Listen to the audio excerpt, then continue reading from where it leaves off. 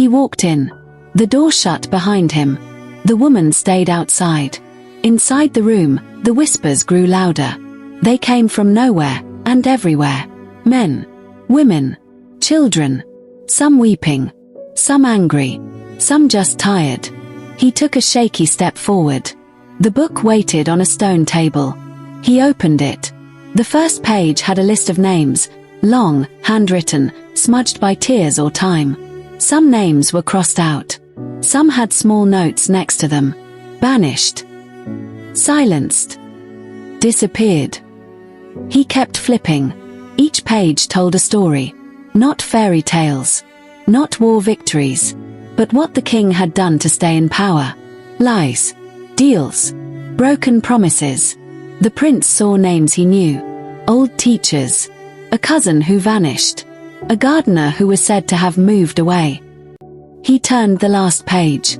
And there, in tight, angry ink, was a name he had never heard before. His mother's.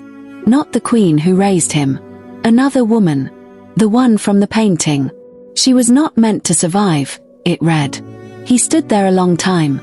The book still warm under his hands. And for the first time in his life, he felt cold. He didn't speak on the way back up. The silver-haired woman was gone. But he remembered the path. And he remembered what he saw. So did his brothers. They had followed their own paths. Found their own rooms. Heard their own truths. When they met again, no one smiled. They rode back to the palace in silence. The king waited for them on the stone steps. Proud. Tall. Like nothing had changed. But the sons had changed. The oldest stepped forward. His voice didn't shake. We know. The king's smile didn't falter. Know what? The truth, said the second son. About everything.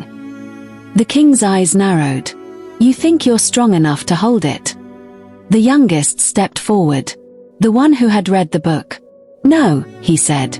But we're strong enough not to hide it. And then, for the first time in many years, the king looked afraid.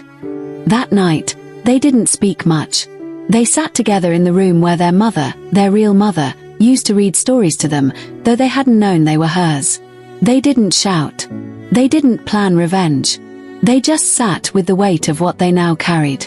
And made a quiet vow. They would lead better. Speak truth even when it hurt. Remember the names others wanted to forget. Years later, when the people asked how the kingdom changed, no one could point to a single moment. Only this. A silence had been broken. A book had been read.